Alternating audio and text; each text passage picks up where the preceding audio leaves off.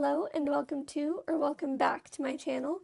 I'm Titleless Musings and this is my 2025 journaling gift guide. In this series, I will be sharing the journals, pens, and markers that I use as a daily journaler.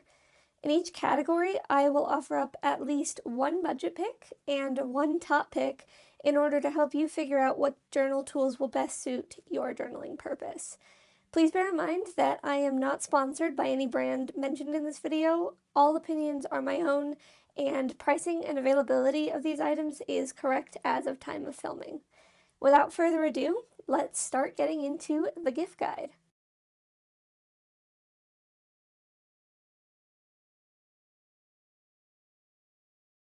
So starting out this gift guide, we are going to talk about three different types of journals.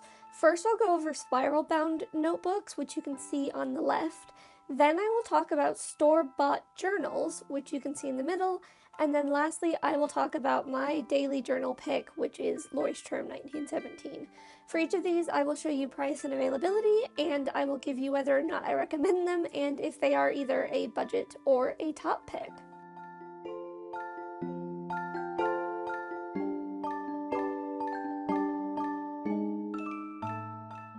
So when it comes to what journals I would recommend if you are on a budget, I would look at something like a spiral notebook. Now, you could also do a composition notebook.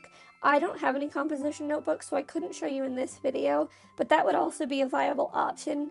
These spiral notebooks, mine is just a regular, I think, 8 by 10.5, and it's a wide ruled, I want to say, I think. And these are available at most stores. Usually I'd recommend looking at like office supply stores, particularly if you have any office supply outlets near you.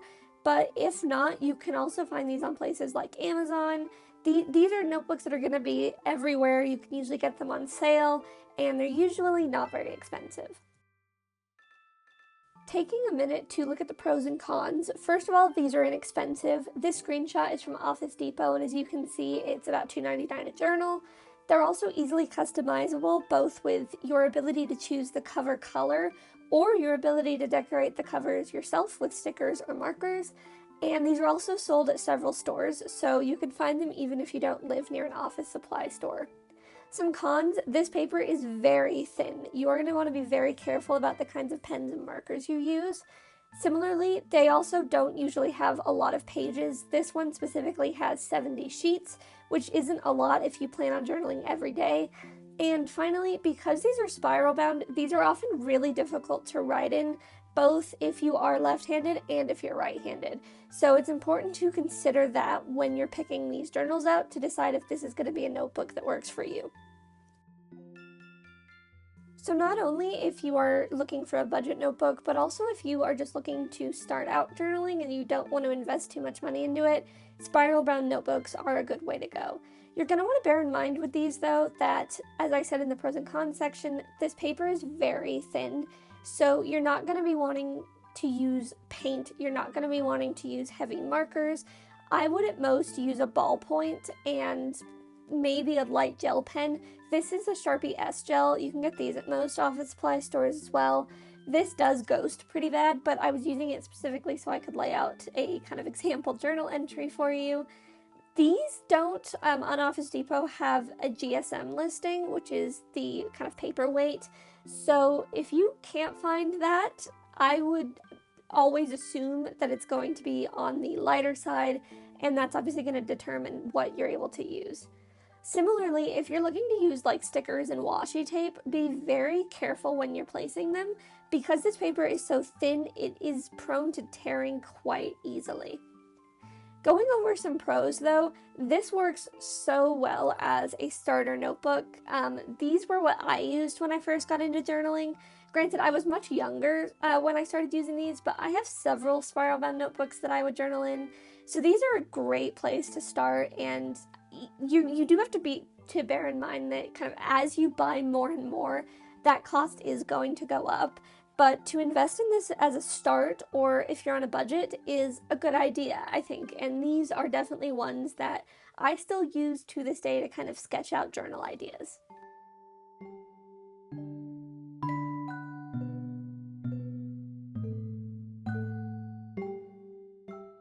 So as an honorable mention in this video, I wanted to bring up store-bought journals. Now, these are journals that I'm classifying as kind of fancy ones you can buy at places like Target and Walmart. This is one I bought specifically at Target, so it's a bit more expensive than the budget pick, but it's not nearly as expensive as my kind of top pick, most recommended.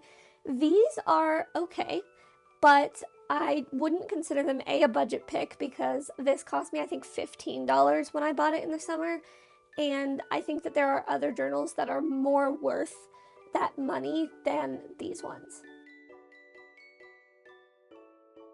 So, taking a look at the pros and cons, first of all, the pros are this is middle ground pricing. So if you want something a bit more expensive but still not breaking the bank, this is a good option. These are also, again, available at most stores, so if one store doesn't have one you're looking for, you can find this at a lot of different stores, and they are aesthetic. I know a lot of people like the aesthetics of journaling, and you'll definitely find that with these covers.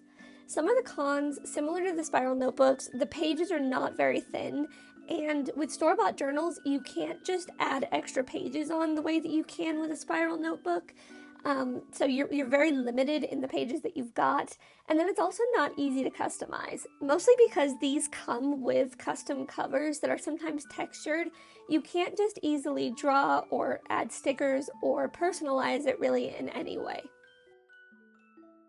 One of the things that I think people confuse with store-bought journals is that the increase in price means that it's going to be better, and that's not necessarily the case. I mean, I got this, like I said, for $15, but you can see, I was filming this at night, so even in this garbage lighting, you can still see the ghosting. Now, I haven't had so much of an issue with bleeding unless I've used something heavy like a paint marker, but it still ghosts. I would even dare say it ghosts worse than the spiral bound notebooks. So bear in mind that just because you're going up in cost does not mean you're going up in quality.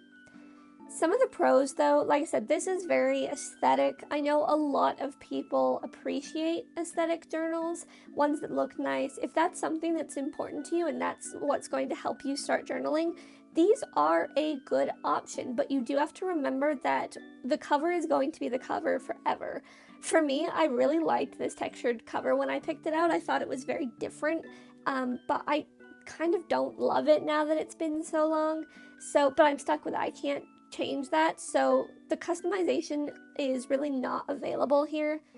Similarly, you are limited with pages. Now, I did say you can add pages to a spiral notebook. You have to look up YouTubers who do this because I haven't done it for years, but you can undo the coil and recoil the spiral if you're careful. You can't do that, obviously, with these journals because these ones are bound. Lastly, these are available most everywhere. I really tried to pick journals that would be decently easy, I guess, for lack of a better word, for you to find. Not only because I want to make this guide as accessible as possible, but also because I just don't think that a lot of gift guides consider like location privilege. This, like I said, I got mine at Target in the summer. They also sell them at Walmart. They sell them at Michael's, I know, as well. You can get them on Amazon if you have to as well. I'm not entirely sure outside of the US, but since most of my viewers are in the US, that's kind of where I'm catering to with stores. But again, just take a look if you're looking for one of these in any local store. Most stores that carry office supplies will have these kinds of notebooks.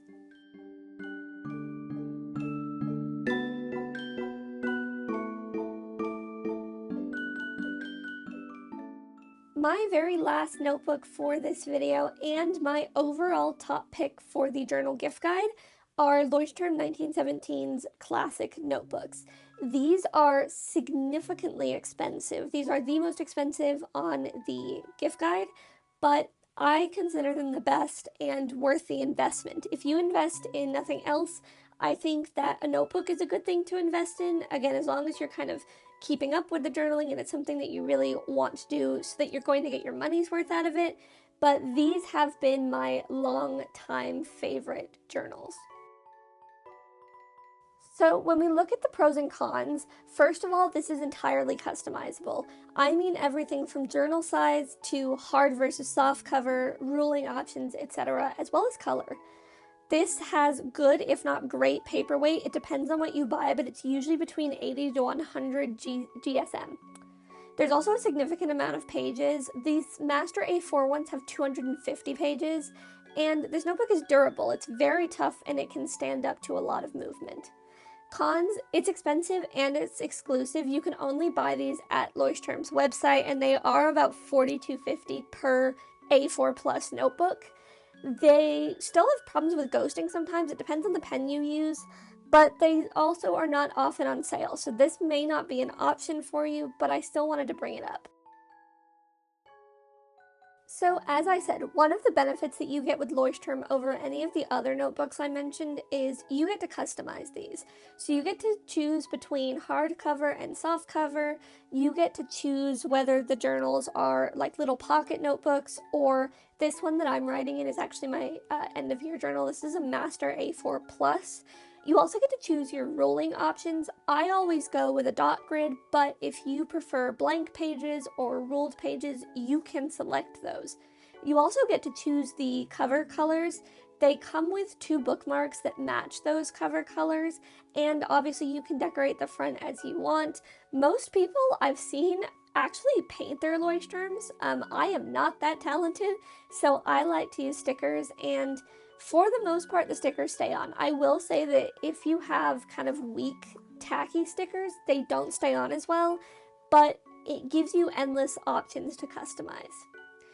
Similarly with the pros list, this is also going to be a journal that is very durable, particularly the hardcover, but even with the soft cover, it doesn't bend very easily, which could also be a con if you like to lean it on things. But if you kind of bring your journal up, you don't need to worry about it getting banged up. It's very durable. It can withstand it. The paperweight in these is also quite good.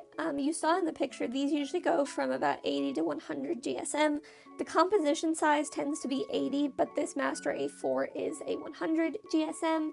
Now, you can actually get higher. They do specific sketchbooks, so if you want ones that are very durable, can stand paint and things like that, they do also offer things like that.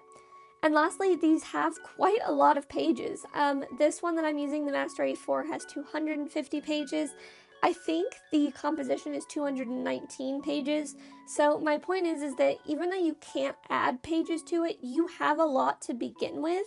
And even if you were doing a page a day, you'd only get through about one of these, or 1 to 1.5, it kind of depends, a year. So it's a splurge, but if you are willing to make the splurge or you want to make the splurge, it'll last a while.